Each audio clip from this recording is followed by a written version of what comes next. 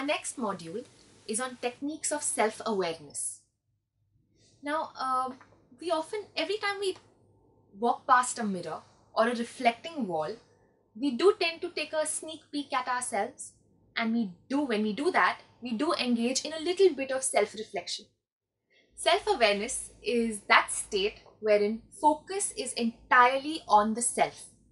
When I say techniques of self-awareness, one such concept, which is called the Johari Window model, is a tool used for self-awareness.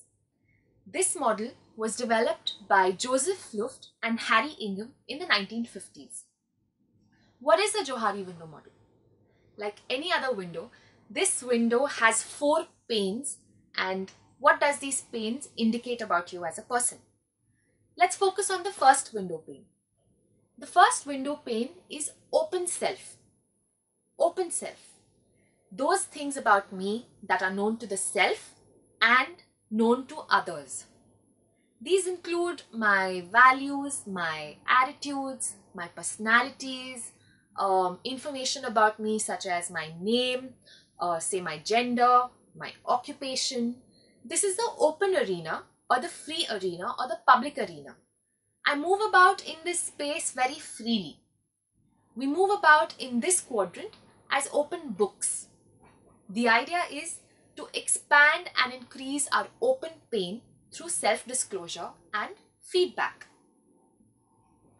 The next quadrant, the next window pane, is the blind self.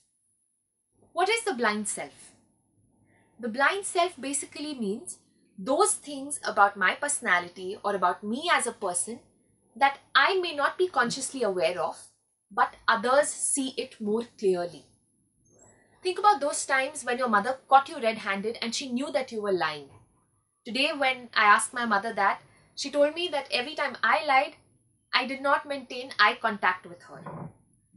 Blind self might involve some habits that we engage in while we're in a certain situation.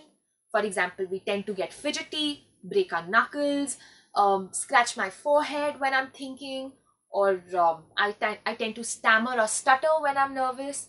Now, these annoying habits, or say I'm withdrawn and aloof when I'm angry. Now, these habits, which I may not be consciously aware of, but my near and dear ones see it more clearly than I do. Think of an ostrich, for instance. Every time an ostrich senses danger, he digs his head in the sand and blinds himself to his surroundings. That's what blind self is.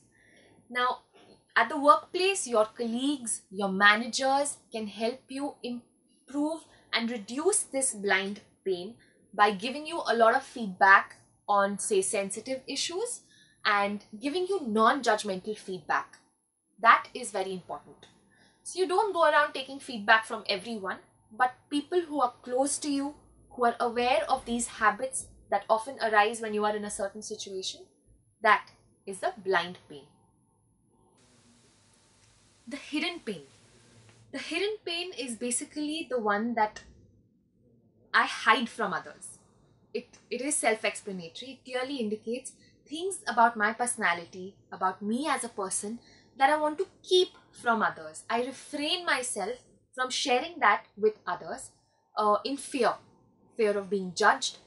People don't know these things about me as a person unless I am willing to disclose it.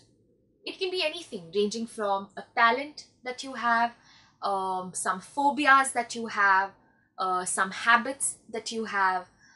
It can also include information about such as your passwords, your salary, your tax payments, say your sexual orientation,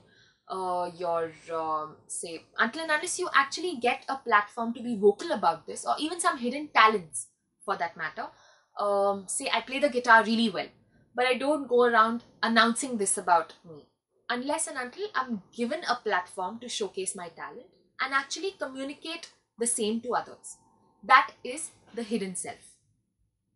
Hidden self basically is hidden from others in fear of being judged. That's the third pane. The fourth pane, which is the unknown self. Those facets about my personality that are not known to me and are not known to anyone else. Unless I'm put in a situation, those facts don't come to surface. For example, I'm not a swimmer, but I accidentally am thrown into the pool and I learn to survive. I know that I can survive. I'm accidentally asked to go on stage because a lead speaker is absent. I had a stage fright, but when I'm actually in that situation, I perform really well. I managed to overcome my phobia and I managed to overcome my fear and perform in that situation. Something about my personality that was unknown or some potential that was within me does not surface until and unless I am in that situation. That is unknown self. So, to summarize, the Johari window panes, they have 4 panes, that is the open self, the blind self, the hidden self, and the unknown self. To understand this concept better, we'll administer a psychometric assessment to see where do we stand, whether our open pane is bigger, our blind pane is bigger, the hidden pane or the unknown pane is bigger. The idea is to expand our open pane by engaging in a lot of self-disclosure and feedback. However, ensure that if a person is very sensitive, the feedback on sensitive issues needs to be given in a manner such that it does not make the person emotionally upset. Let's engage in that psychometric assessment.